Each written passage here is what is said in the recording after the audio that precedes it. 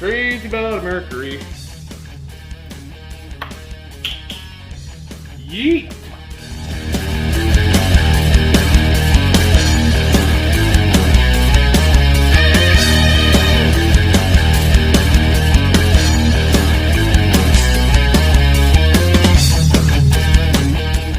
Well, hi and welcome back once again. Let's dig into this 1980 Mercury Bobcat with 305,000 original miles on it. Just got it out yesterday. Like to change oil on it. We'll go underneath, give it a little inspect, see how well it's held up. Now at least 90% of this car is original, give or take the clutch. That only lasted 297,000.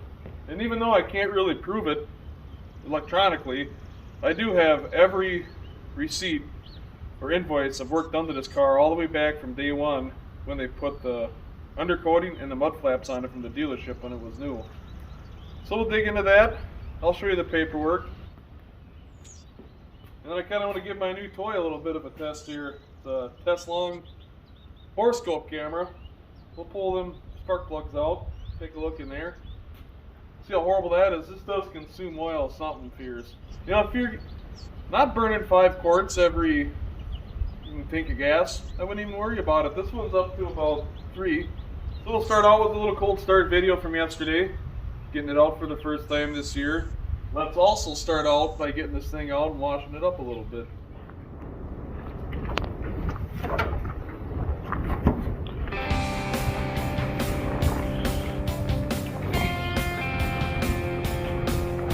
Oh, that's right, I was an idiot. When I parked it, I fired up the Impala, which the exhaust points directly at the ground, and it dusted it, and then I took a rag and wiped it off. I guess we're gonna have a buff the paint out video. Oh well. I think this short and sweet. Let's see if he does. Critter check. I don't see any. There we go.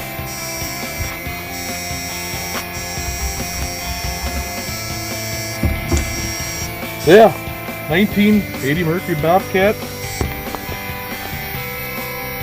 305,307 original miles.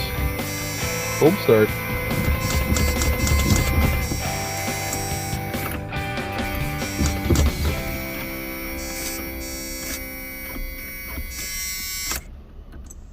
It's actually a no start.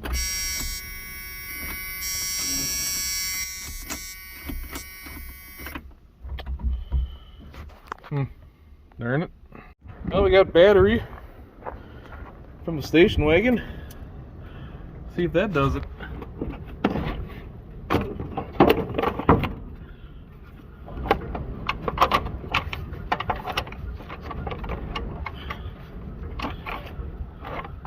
Alright. Wish me luck.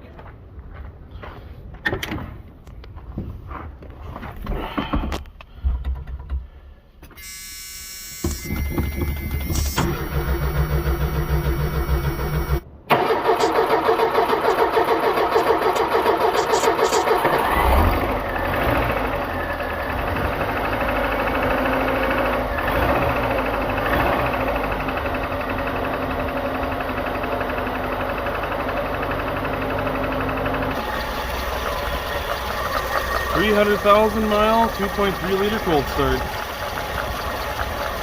Sad piston slapping noises. But hey, she runs and not half bad.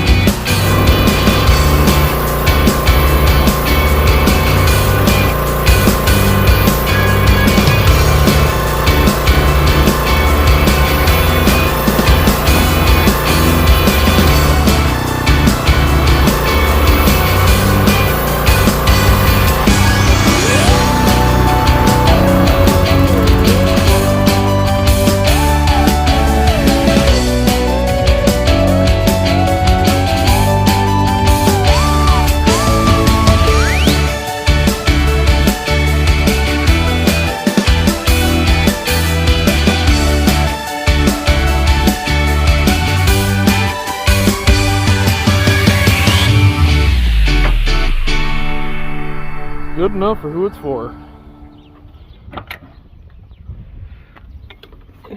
Go ahead and get all these. A little bit of a dripper. Not as bad as the old wagon. That is for darn sure. And so you're probably thinking, well, it's a Pinto. 300,000 miles. Who cares? Which by today's standards, 300,000 miles is a lot, but not an incredible amount of miles. So there's many cars and pickup trucks out there that have exceeded 1 million or come close to it. But 305,000 original miles for one of these is probably pretty outstanding. And that's actually a really pretty neat story behind this car. First owner, he put over 100 miles a day on it, driving it to work and back. I think he changed oil like every 2,000 miles, which is about once a month. Which is early, but it saved it. It's been on, him and his wife took it on vacation all over the place. I mean, it was Yellowstone, I think it went to Canada, it went to Florida, it went to Mount Rushmore, it was all over the country. But neat little story behind it. But even today I take the car back to him and he just gets the biggest kick out of it, him and his wife, and they see this thing because they put all these miles and all the time spent with it years ago. To see it still around and alive, it brings a smile to their face. It's fun to do it. So then after he was done with it, they donated it to like an auction for a good cause, and a person purchased it then and just used it as a using car for maybe a year or two. I got it back in 2007, just turned 16, and a little bit of work that needed to be done to it. Good cleaning up, the tune-up, tires, just your basic stuff. I think when I got it then, it was had 280,000 on it, and I put 25,000 on it in the last, how many years, since 2007, which ain't a lot, but it's really a very trustworthy car. Major things I ever did to it, like I said, radiator, just the general tune-up stuff when we got it. I put new floorboards in it, they were rusted out pretty bad. I think now you can get manufactured floorboards or something close to it, I think. But at that time I just cut my own pans out and just cut and welded it as needed. As I said earlier, the clutch did go out at 297,000. It wasn't actually the clutch, I mean the clutch disc itself was pretty beat up. And I don't have a picture of it, but the pilot bearing failed. And everything got all out of alignment inside of it, and then it wouldn't disengage. That's it. It's still a fun driving little car. It was painted once. The interior is 100% original, other than the added-on steering wheel cover. Yeah, she's, still in pretty good shape. I don't understand why the mice, they always chew a hole right above where a guy's got to sit. I don't know why. But the seat, it's got the wear. Pedals are, I was going to replace all this stuff, but that shows the age. That helps in telling the story. Carpets wore out from dragging your feet over it for a while. These were busted, and, as much as it would have been neat to leave it as wore as they were, every time you got in, they caught your feet, and it just looked bad. So we found these out of a junkyard and cleaned them up and put them in here just so it wasn't catching your pants and, being miserable and whatnot. And body-wise, she's a little bubbly around here. I think, that was a pretty good spot for them to rust out. A little bit of crust at the bottom of the doors, not terrible.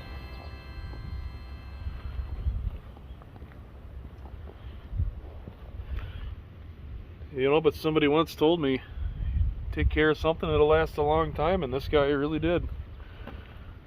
He took super good care of this car. Original window sticker. Bobcat runabout 3-door. Bright bittersweet is the technical color of it. 2.3. Carbureted. 4 steel belted radials, tinted glass, high back and front buckets, inside hood release, and on and on and on. I guess here's your base price, $4,532 for a brand new car. $4,532. 4-speed manual, rear window defrost, bumper protection, fold down rear seat, rack and pinion, on and on. For a whopping $4,814 for a brand new Mercury Bobcat. Delivered to Lidke Motors. Alright, well here's the very first invoice that car ever had. There's the dealership. January 21st, 1980. 0 miles, obviously. 80 Bobcat. Complete rust proofing. Install 4 mud guards. $156. Here's roughly about a month later. Already had over 2,000 miles on it. And there's an air leak at the door. $15 to fix that problem. We jumped ahead a little bit further. There's a whole big pile of invoices there from all the way up until the early 90s. But here's 310 of 81. I mean, it's just hair over a year and 30,000 miles. What was the issue then? There was no issue. He paid $42 just... okay. Here we're at June of 81. Just got 37,000 on it. Replaced rear lift cylinders, I'm guessing is what that is. $85. So here we jumped up to a whole year. June of 82. That's 67,000 on it already. So it was like a 30,000 plus mile put on a year car back in the day. So trying to read this old cursive. Check brake lining. Replace. Apparently they replaced them. Check hood. Release cable. $120. So I've almost skipped a whole nother year up to 1983 now. Recorded at about 91,000 miles. Replaced oil plug. Replaced right front inner tie rod. $92. Man, what you were able to get back in the day for under $100. But replaced oil plug already at 91,000 miles. Now we're up to October of 83. 105,000 miles. Replaced all shock absorbers. $136. And then all the way up to June of 87. 208,499 miles. Replaced gas tank and straps.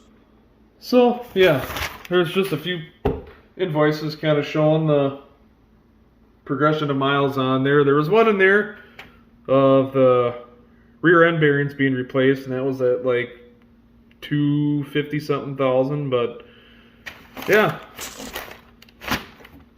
There you go. And right here is a picture of it.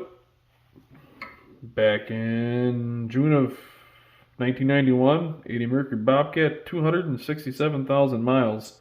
Here's some pictures of it when I got it. You know, the guy before me, he kept it running, but, you know, he used the darn thing.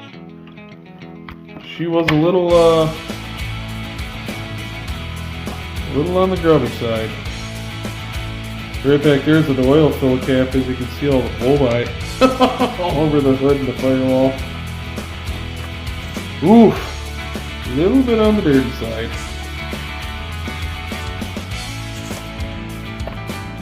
Yep, that was the only time that motor was ever opened up, was that valve cover gasket. And it was clean. Oil changed every 2,000 miles, and that thing was pretty darn sludge-free inside that valve train.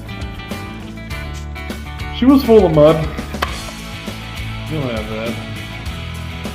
There's the old red wagon when we got it. Lunar hubcaps, full of mud. Grabby back bumper. Come on, shop pup. Let's go outside. Come on, buddy. Yeah.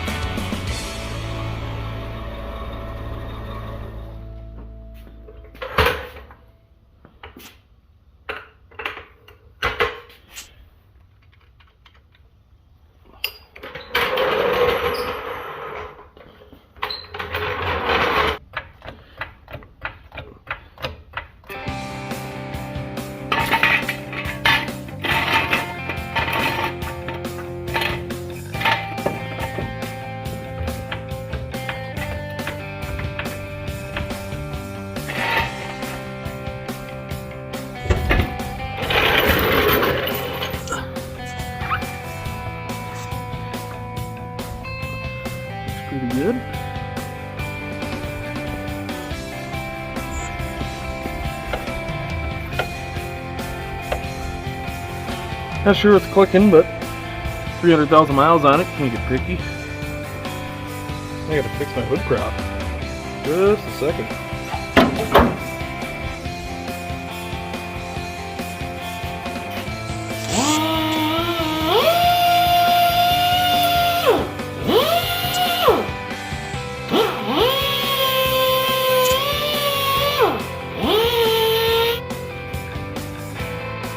I think the best way to do that is insert this little plastic piece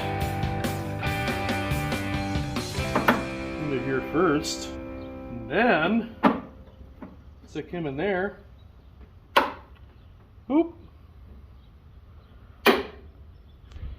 Well, there, that's only been broken for the last 15 years. The local guy has a whole bunch of Pinto parts. Pretty darn handy.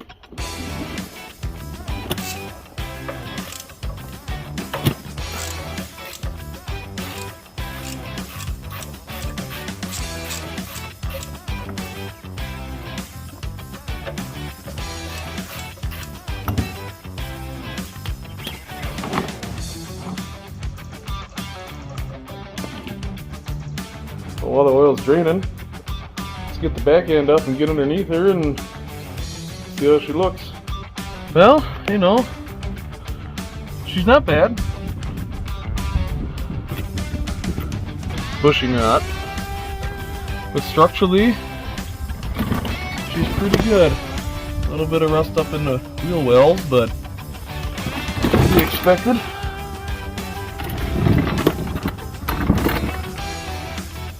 One of the most alarming parts, so I think I gotta fix her pretty soon. So that plate bolts up underneath the leaf springs where the U-bolt goes through. She's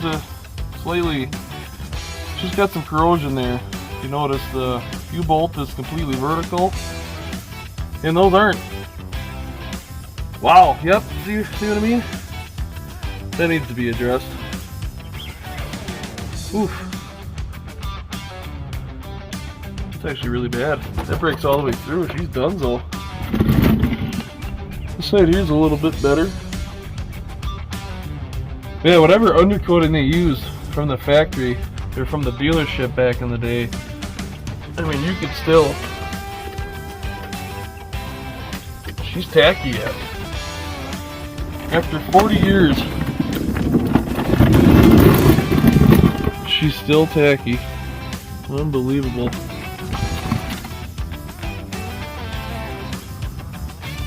Pretty cool.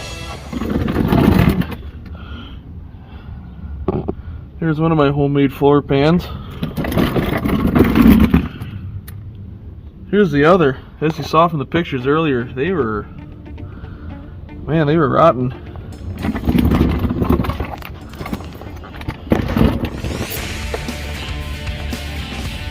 Trans cross member was in good shape. Spring bushings, they're rotten. I ain't gonna deny it, they're rotten. But 300,000 miles on a Pinto, nonetheless. And she don't even leak that much oil.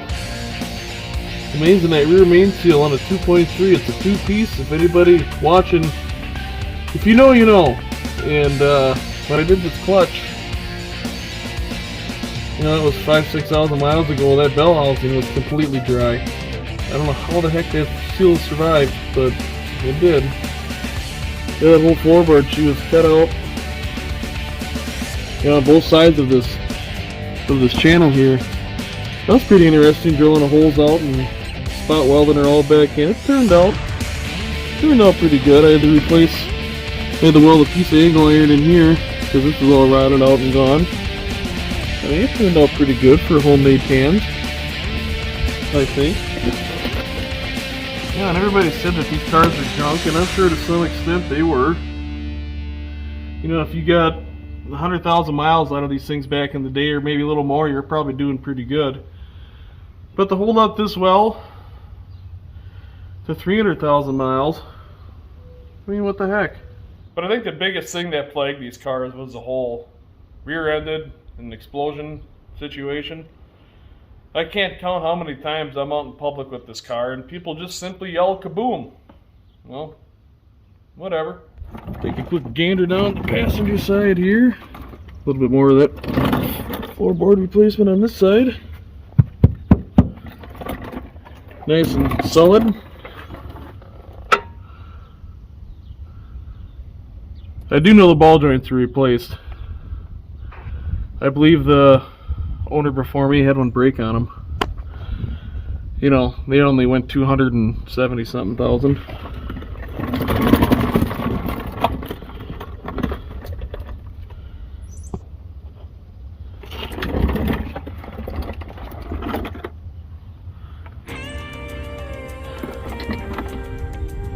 A lot of grease buildup.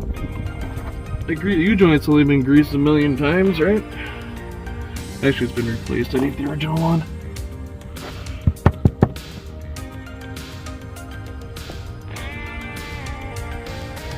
Not too bad. For 300,000. Well, I'm gonna quick grease this thing. Check the transmission oil and rear end oil. Then we'll get some oil back in it and yank the spark plugs out and see what the holes look like. Well, the oil of choice for this thing is 20W50 Resolute Racing Oil. It does a good job at filling in all the excessive tolerances. At least it has for this thing for many years.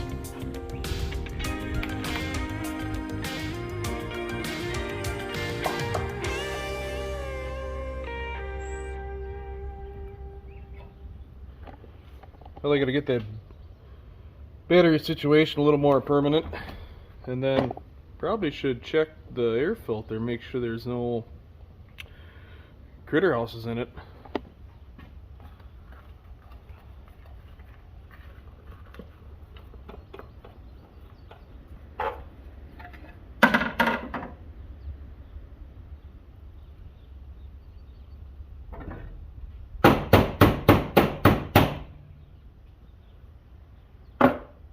There, refurbished.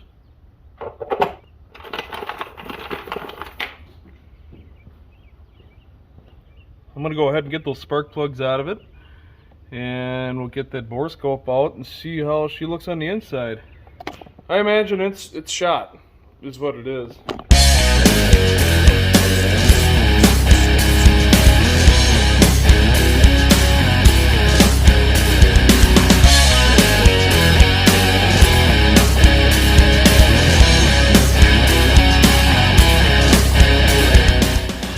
Oh, there. Got them all out. 1, 2, 3, 4. There ain't many miles on them, and they don't look terrible. We'll just clean them up, check the gap, throw them back in.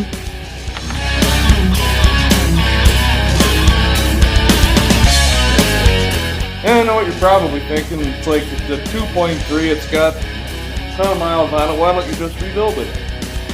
Well, number one, I don't have time, and it runs good enough.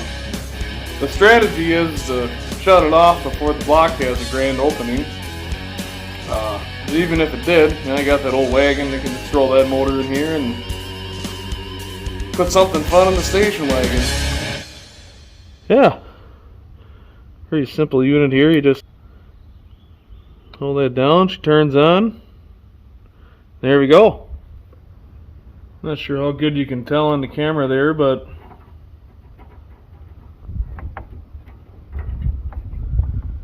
here's hole number 1. You actually can see a little bit of crosshatch in it yet. Not a lot, but it's there. By hitting this button here, you can take a still shot of what you're trying to look at. A lot of carbon, but overall not horrible. Go to numeral dos here.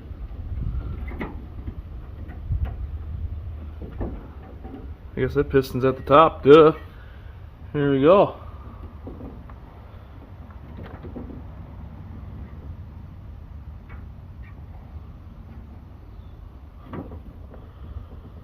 Well, a lot more oily in this one.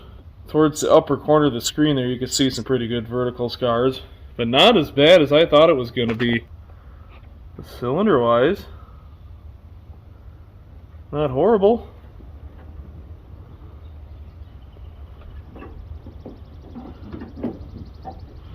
Like I said, he changed the oil every 2,000 miles.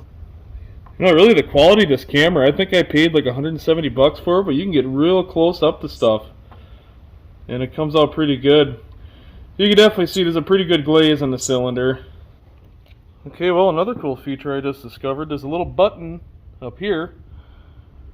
And right now that's in the cylinder. When you hit this, it changes the view on the camera down there from pointing down to pointing back, so you actually can look up at the head. So you push this little button here.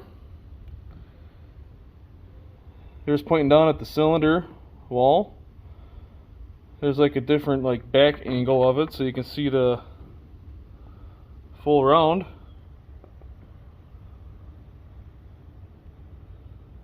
Hit it again. It's like another view. That's upside down, so there's the valves. Holy shit. Uh-oh. Wow, she is carboned up. Wow, it's amazing it even runs at all. And there's one of the valves on cylinder 4. I have definitely got valve seals bad. Yeah, let me know down in the comments here if you want to see a compression test done on this thing. I mean, we know it's going to be bad, but I'd be curious. Now remember 3 being the not so pretty one.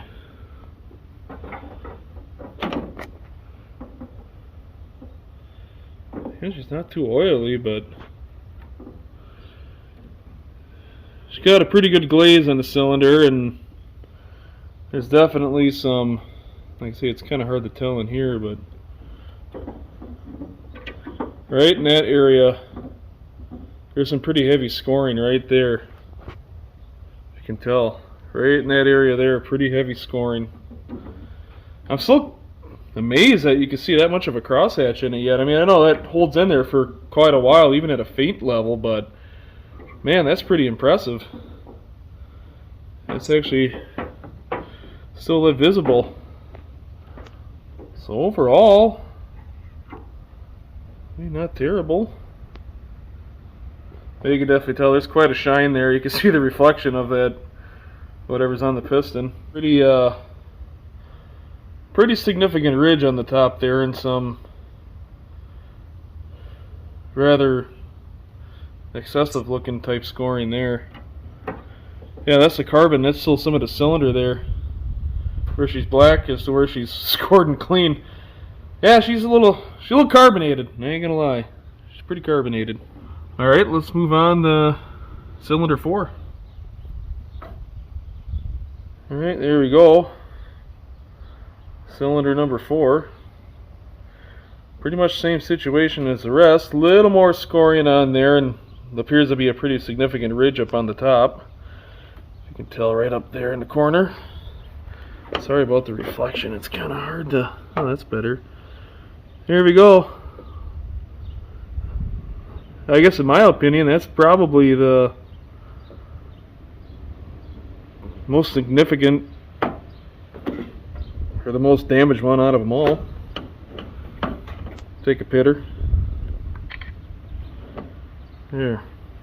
Another thing I wish I would have done is got myself an oil gauge to screw into the block here. It's got the idiot light inside, and I know the sensor's fairly new, so I'm guessing it must have pretty good oil pressure, but let me know in the comments here if you want me to get a gauge hooked up to it just to see what a old 2.3 is with 300,000 miles and 20 W50 oil, what kind of oil pressure that creates, but it's got to be good. Keeps running.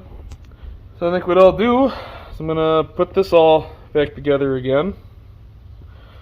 Get her back down on the ground and go for a little ride.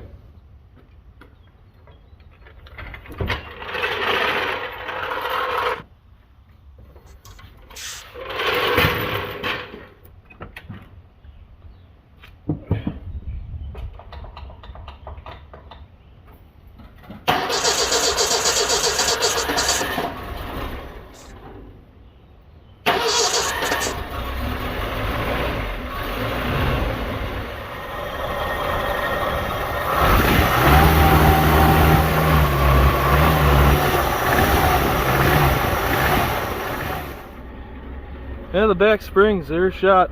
That thing should be sitting up a whole another like 2 inches. All right, let's go for a little cruise, eh?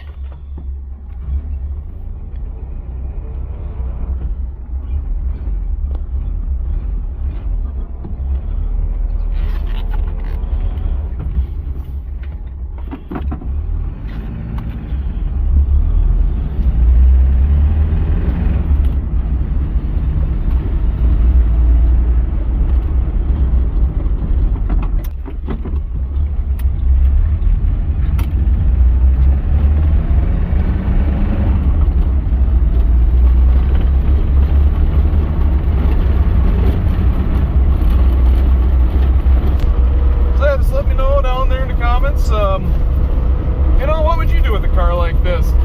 You'd take and, you know, rebuild, make it just like brand new again, given it has all the miles on it, or would you just leave it the way it is, as original as possible? You know, it runs good, it drives really nice. Honestly, God, this thing would probably do top speed of 85 miles an hour, no problem. It might send about 3 quarts of oil out the back, but it would do it. So, yeah, what would you do? I guess I know what I'm going to do. I'm leaving her alone until she blows up, and then I'll worry about it. But what would you do?